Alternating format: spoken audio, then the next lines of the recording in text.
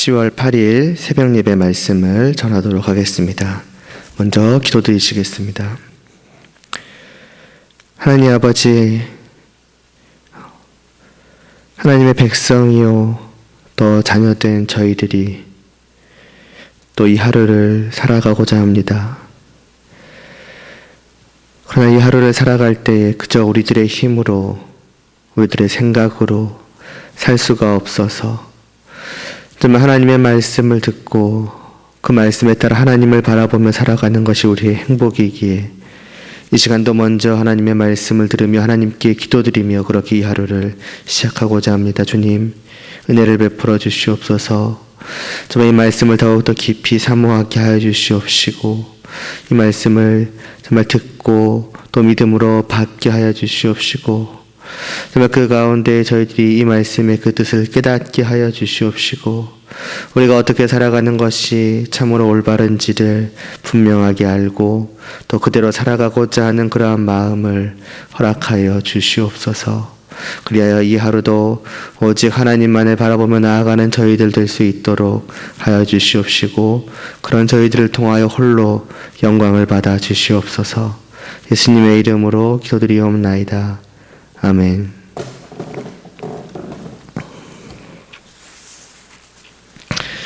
오늘 보실 말씀은 시편 145편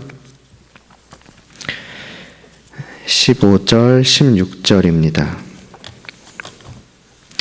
시편 145편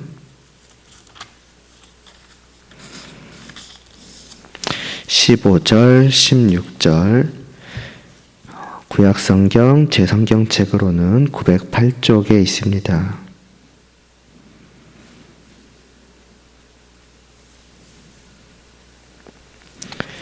시편 145편 15, 16절입니다. 봉독하겠습니다. 모든 사람의 눈이 주를 앙망하오니 주는 때를 따라 그들에게 먹을 것을 주시며 손을 펴사 모든 생물의 소원을 만족하게 하시나이다. 아멘. 어제에 이어서 오늘은 계속해서 8계명의 말씀을 보고자 합니다. 출애굽기 20장 14절 8계명은 도둑질하지 말라 하나님께서 명령을 하시지요. 이 명령을 통해 하나님께서 우리에게 금하시는 것이 무엇이며 또 이를 통해서 하나님께서 우리에게 하기를 요구하시는 것이 무엇일까요?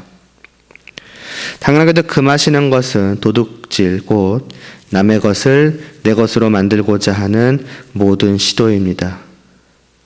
여기에는 훔치는 것은 물론이거니와 강제로 혹은 합법을 가장하여서 부당한 이득을 취하려는 모든 행위들 당연하게 포함이 되어 있겠지요. 특별히 합법을 가장한 도둑질을 우리는 주의해야 할 것입니다.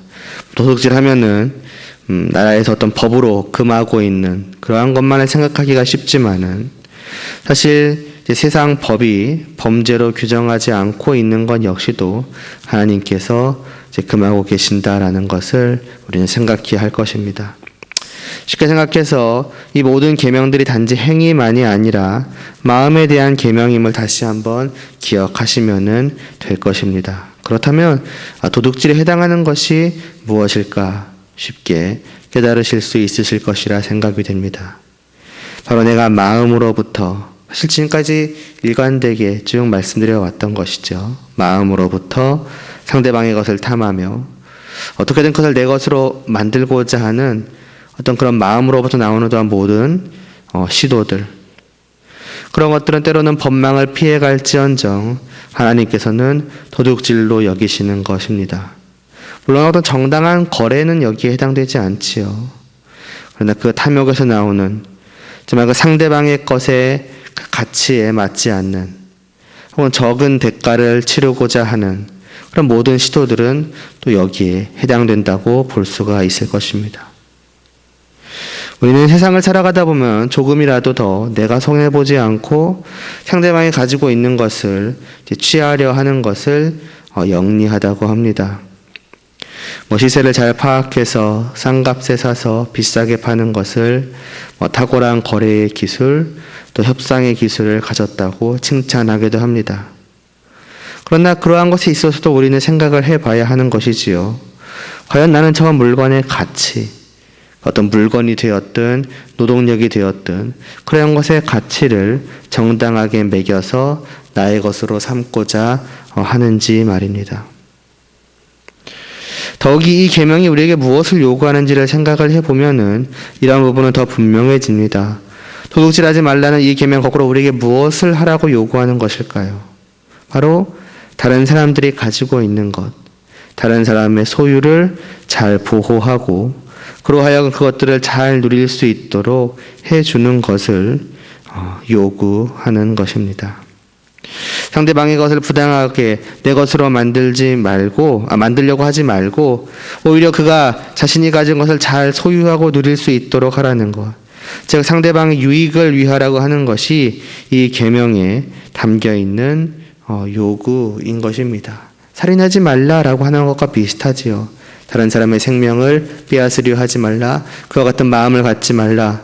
그것은 거꾸로 무엇을 하라는 것이었으니까 그가 가진 그 생명을 잘 누릴 수 있도록 그가 잘 살아갈 수 있도록 도우라는 것, 보호하라는 것, 그런 것에 포함되어 있는 거 아니었습니까? 8계명도 동일한 것입니다. 단지 남의 것을 탐하고 어떤 가치에 알맞지 않은 것을 내가 대가로 지불하려 하는 것, 그런 것들을 하지 말고 거꾸로 그가 가진 것을 잘 소유하고 또 누릴 수 있도록 그 가치에 알맞게 그가 잘 받아 누릴 수 있도록 이런 것들이 포함이 되어 있는 것이지요. 그렇다면 왜 이와 같은 계명이 주어졌는지 그리고 이 계명을 지켜야 하는 그 근본적인 이유가 무엇인지를 좀 생각을 해보려고 합니다. 첫째로 이 계명은 그 만물에 대한 하나님의 주권을 전제로 하고 있습니다. 너무나도 잘 아시는 것처럼 하나님께서는 만물을 창조하신 분으로서 모든 것에 대한 그 소유권을, 그 절대적인 주권을 가지고 계십니다.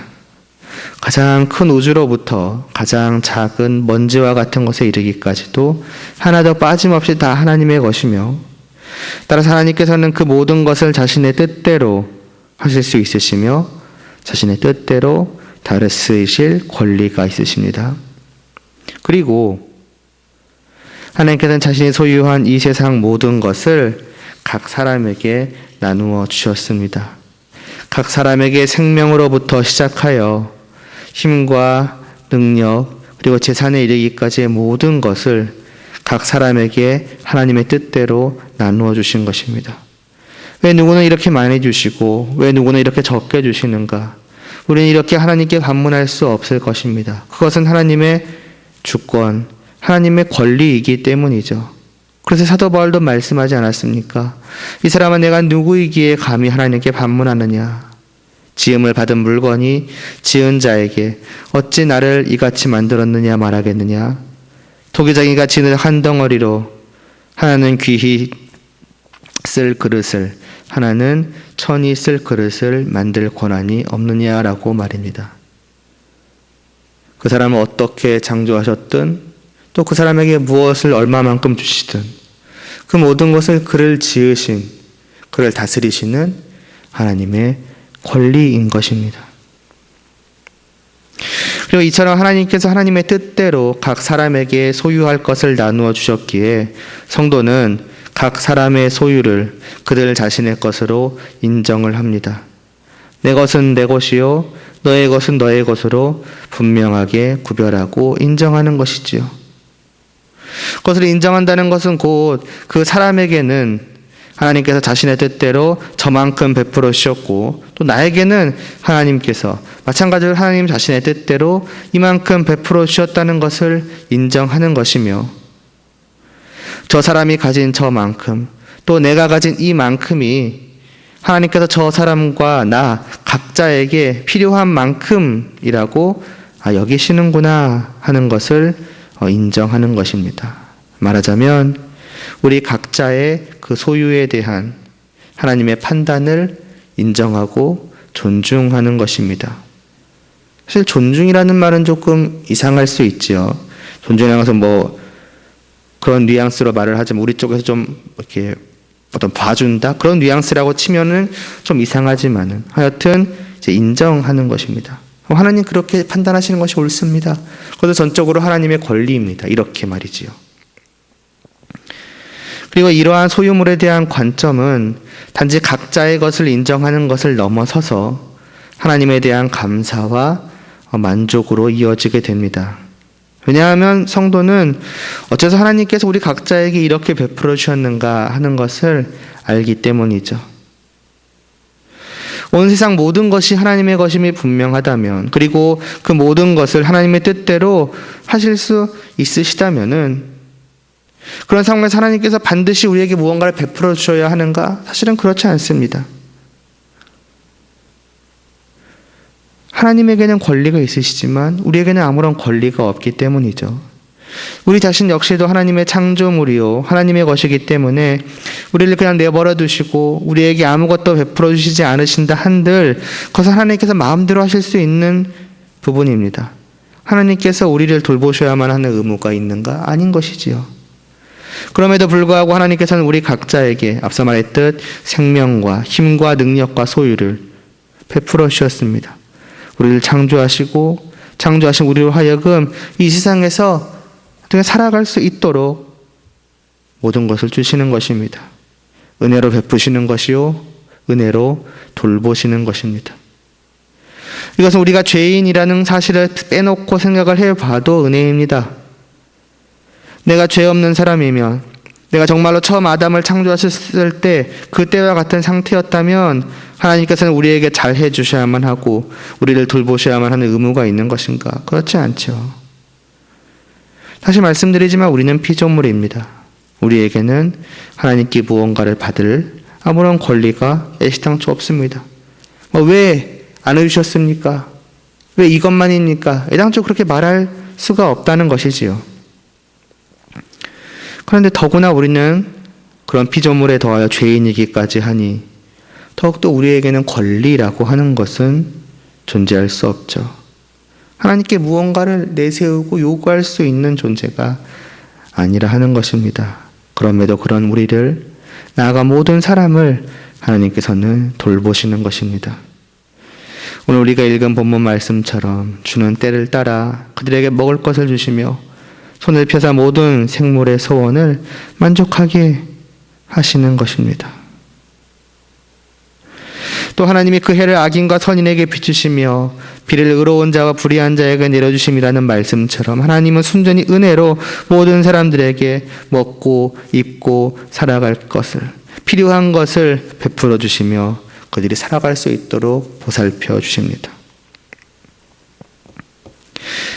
이것을 분명하게 인식을 한다면은 그래서 그렇게 각자에게 나누어 주신 하나님의 권리를 인정하고 그래서 서로가 가지고 있는 것에 대해서 인정할 뿐더러 그렇게 각 사람에게 베풀어 주시고 돌보아 주시는 하나님의 은혜에 대하여서 어떻게 되겠습니까? 감사하며 찬양하게 되겠죠. 내가 이만큼 소유하고 있는 것이 하나님께서 베풀어 주신 거구나.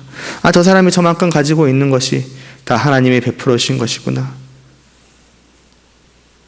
감사하게 될 것입니다. 또 그렇게 해야 할 것입니다. 오늘 우리가 살아가는 이 모든 삶은 그러므로 아무 일도 없을지라도 감사할 것뿐입니다. 뭔가 특별하게 평소보다 좋은 일이 없을지라도 하나님께 감사할 것뿐입니다. 왜냐? 하나님께서 오늘 하루도 나로 하여금 살아갈 수 있도록 먹고 입을 것을 베풀어 주셨기 때문이지요. 또 빈궁한 가운데서도 사실 성도는 하나님께 감사할 수 있습니다. 그 역시도 여전히 하나님께서 이 하루를 살아갈 수 있도록 베풀어 주신 것이기 때문입니다. 우리가 볼 때에는 부족해 보일지언정 그것이 하나님께서 베풀어 주신 것임을 생각을 한다면은 첫째로는 선하시고 지혜로우시며 나를 사랑하시는 아버지께서 나에게 이만큼으로 족하다 판단하셨다면 이것이 옳은 것이지 하고 하나님의 주권을 인정할 것이며 둘째로는 내 피조물과 죄인됨을 생각하며 그 빈궁함조차도 사실은 누릴 자격이 없는 나로 하여금 그만큼이나마 누리게 하신 하나님의 은혜를 깨닫고 또 만족하며 감사하게 될 것입니다. 감사하게 된다. 그래야 하는 것이지요. 사실은 굉장히 어렵지요. 부한 가운데에서는 부하기 때문에, 부족함이 없기 때문에 그것을 누리느라 바빠서 하나님을 생각할 겨를이 없기도 하고, 빈궁함은 또 빈궁함대로 이러한 처지에 감사할 수 있는 경우가 얼마나 되겠습니까? 쉽지 않은 일이지요. 그러나 사실은 그렇게 해야 하는 것이 옳은 것입니다. 정말로 그렇지 않겠는가? 이건 우리들 스스로가 곰곰이 생각을 해보고 믿음으로 받아들여야 하는 부분이지요. 우리는 우리가 피조물이라는 사실이 주는 그 의미를 과소평가할 때가 많은 것 같습니다. 그래서 우리가 하나님의 은혜라고 하면은 주로 죄인인 나를 구원하신 그 은혜만을 생각하기가 쉽습니다. 그러나 우리는 처음부터 아무런 권리가 없는 피조물입니다. 하나님이 나를 지으시지 않으셨다면 나는 존재할 수조차 없으며, 그러므로 생명을 주신 것 자체부터가 은혜인데, 나를 먹이시고 입히시고 살도록 돌보실 어떤 그러한 의무, 하나님에게는 없으며 그러한 권리는 우리에게 없는 것입니다. 그러면 어떤 사람들은 이렇게 말하지요. 그래. 그러니까 나는 내 힘으로 살아가는 거야. 나는 하나님을 의지하지 않고 독립해서 살아가고 있는 거야. 그러니까 나는 은혜를 받지 않고 은혜를 입지 않고 그저 나 혼자 살아가고 있는 거야. 이런 식으로 말입니다. 그러나 그것은 사실이 아닙니다. 모든 하나님을 믿지 않는 악인들까지도 이 땅에서 하나님의 은혜 가운데 살아가고 있습니다. 구원하시는 은혜는 아니지만 이 땅을 살아갈 수 있도록 돌보시는 은혜 가운데에서 말입니다. 앞서 말씀을 보지 않았습니까? 악인들, 선인들만이 아니라 악인들에게까지도 하나님은 날마다 해를 비추시고 때를 따라 비를 내려주시는 하나님은 그러한 분이십니다. 때를 따라서 먹을 것을 모든 사람들에게 주시며 모든 생물의 소원을 만족하게 하시는 분이 하나님이신 것입니다. 물론 그 모든 사람들의 모든 생물의 소원이라 할 때에는 하나님의 판단이 들어가 있지만 말입니다. 사람들은 단지 그것을 인정하지 않을 뿐이지요. 그래서 나는 내 힘으로 살아가는 거야 라고 말하는 것 뿐이지요. 그러나 성도는 어떤 사람이겠습니까? 어떤 사람이어야 하겠습니까? 이 두 은혜를 모두 누리는 사람으로서 이 은혜를 다 인정하며 그러므로 이 은혜 모두에 감사하며 살아가야 할 것입니다. 하나님 오늘도 나로 하여금 이 하루를 살아갈 수 있도록 하여 주심을, 이런 저를 여전히 이 땅 가운데 살아갈 수 있게 하여 주심을 감사합니다. 이 모든 것이 저에게는 본래 걸맞지 않으나 하나님께서 은혜로 베풀어 주신 것입니다 라고 말이지요. 부유한 자는 부유한 가운데에서, 빈궁한 자는 빈궁한 가운데에서 사실은 그럴 수 있어야 하는 것입니다. 내가 어떻게 이 땅에 태어났으며 지금 어떻게 이 땅을 살아가고 있는가, 여러분이 다시 한번 눈을 들어 하나님을 바라볼 수 있기를 바랍니다.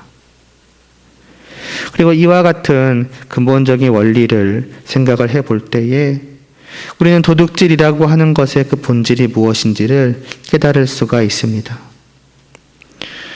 자신이 소유한 모든 것뿐 아니라 다른 사람이 소유한 모든 것이 그것의 참 주인이신 하나님께서 은혜로 베풀어 주신 것이라는 것을 생각을 해본다면은 다른 사람의 것을 도둑질한다는 것은 결국 무엇을 의미하는 것입니까?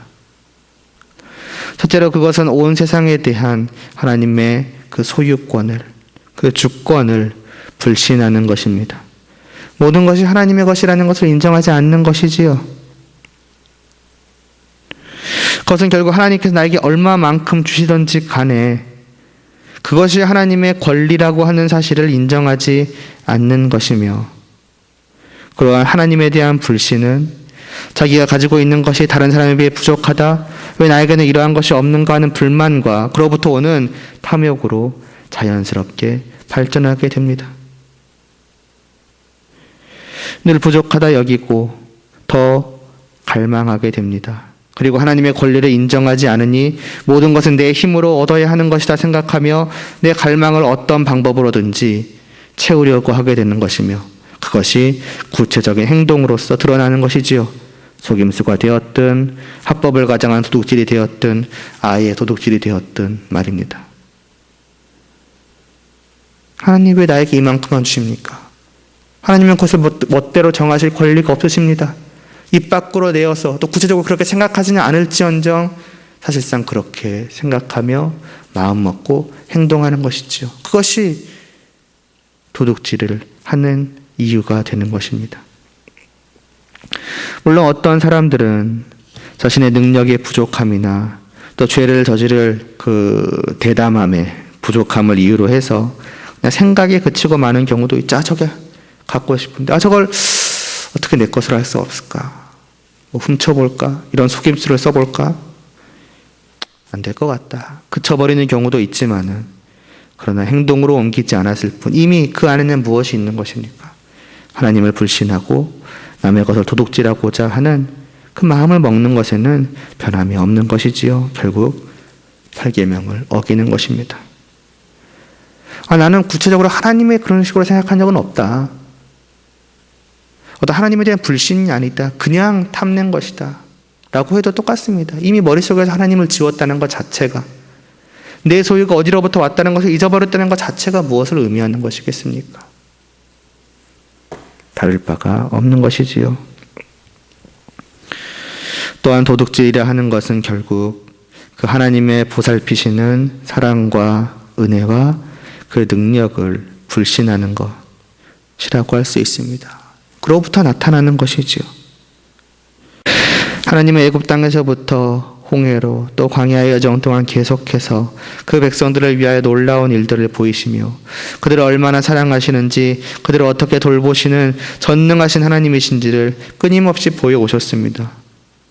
그런데 오히려 그 백성들은 계속해서 하나님께 범죄하며 모든 상황 속에서 하나님을 시험하고는 하였습니다.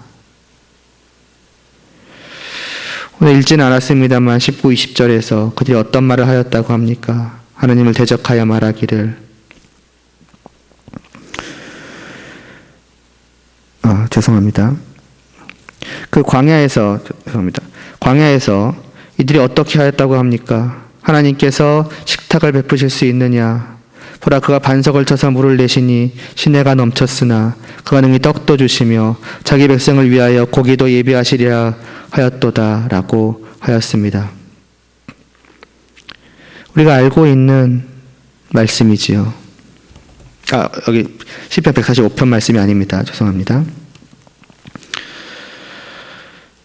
자신들은 은혜를 받을 자격이 없는 자들임을 깨닫지 못하고 하나님이 그들에게 베푸시는 그 전적인 은혜를 무시하며 자신들을 돌보실 하나님의 능력이나 또 어떤 식으로 돌보시는지에 대한 하나님의 주권도 다 그들은 무시를 합니다.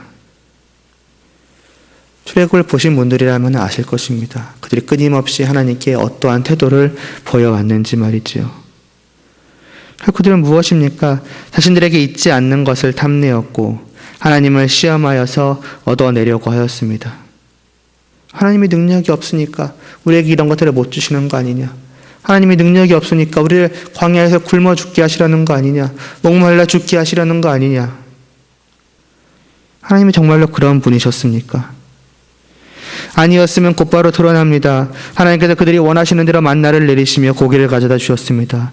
때때로 하나님은 아무것도 없는 것 가운데에서 또 물을 내기도 하셨습니다. 하나님께서 능력이 없으셔도 그들을 사랑치 않으셔서 그러하지 않으신 것을 금방 증명하신 것입니다. 그러나 그렇게 하면서 하나님께서 우리가 잘 알고 있는 것처럼 뭐라고 하십니까? 하나님을 믿지 아니하며 하나님의 구원을 의지하지 않는 그들에게 진노하시며 벌하시기도 하셨습니다. 도둑질이 무엇인가, 그 본질이 무엇인가 하는 것을 잘 드러내주며 그 결과가 어찌 될는지 또한 잘 보여주는 그 안타까운 사례라고 할 수가 있습니다. 오늘 우리에게로 시선을 돌려보면은 무엇이 우리를 도둑질로 이끕니까? 실제로 행동으로 하고 안 하고를 떠나서 우리의 심증에 무엇이 우리의 현 상황에 대한 불만을 갖도록 하며 때로는 다른 사람과 비교하도록 하며 그가 가진 것을 탐하도록 합니까? 지금까지 본 그대로입니다. 하나님의 주권과 은혜와 사랑과 그리고 그분의 그 능력을 불신하는 것입니다. 이 세상 모든 것이 하나님의 것이 아니다. 하나님이 나를 돌볼 능력이 없으셔서 하나님을 믿는 나에게 이만큼밖에 주시지 않는 것이다.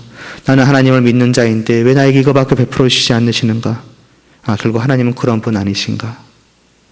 그런 것들입니다. 그런 나의 불신이 기도라는 이름 하에 이루어지는 그 하나님을 대적하는, 하나님을 시험하는 그런 행동으로 나타나기도 하며, 아니면 나의 어떤 부족한 정말 보잘것없는 능력을 어떻게 비틀어서 정말 탐욕을 채우고자 하는 그런 도둑질로 이어지든가 하는 것입니다. 주님께서 우리의 기도를 가르쳐 주시면 뭐라고 말씀하셨습니까? 그러므로 그들을 본받지 말라. 구하기 전에 너희에게 있어야 할 것을 하나님 너희 아버지께서 아시느니라 하시지 않으셨습니까? 하나님께서 우리에게 필요한 모든 것을 모르셔서 그 필요를 채워주시지 않는 분이 아니십니다. 또 아시지만 능력이 없으셔서 그 필요를 채워주지 않으시는 분도 아니십니다. 하나님은 우리를 사랑하셔서 우리를 자녀 삼으신 우리의 아버지로서 우리에게 일용할 양식을 베풀어 주시며 우리를 보살펴 주시는 분이십니다. 그 사실을 믿으십니까? 그 하나님의 사랑을 신뢰하실 수 있기를 바랍니다. 우리를 향한 이 하나님의 관심과 능력을 의심하지 마시기를 바랍니다. 하나님이 우리를 사랑하지 않으셨다면 하나님의 예시당초 자신이 하나밖에 없는 아들을 내어주지 않으셨을 것입니다. 그리고 우리를 사랑하셔서 자신의 아들을 내어주셨다면 그 하나님께서 과연 무엇을 우리에게 아끼시겠습니까? 그러므로 우리의 생명과 힘과 능력, 시간, 그 외의 모든 소유의 그 정도에는 나를 사랑하시는 하나님의 깊으신 뜻이 있으신 것입니다. 나는 다 알 수 없으며 정말 하나님이 판단하시기에 정말 현재 나는 이만큼 있으면 족하다 여기시는 그 하나님의 판단이 있는 것이지요. 그래서 그만큼 베풀어 주시는 것입니다. 정말로 이러한 하나님의 판단을 신뢰하신다면 나의 현재의 상태에 만족하지 못할 이유가 어디에 있겠으며 다른 사람과 나를 비교할 이유 또한 어디에 있겠으며 다른 사람의 것이나 내가 갖지 못한 것을 부당하게 탐낼 이유가 또한 어디에 있겠습니까? 오늘 이 말씀을 통해 하나님이 누구신지를 다시 한번 우리가 생각할 수 있게 되기를 바랍니다. 그분의 주권과 그 능력이 어떠하심과 우리를 어떻게 얼마나 사랑하심과 이를 위해 무엇을 하셔서 나의 아버지가 되어주셨는가 하는 그 하나님을 우리가 생각할 수 있기를 바랍니다.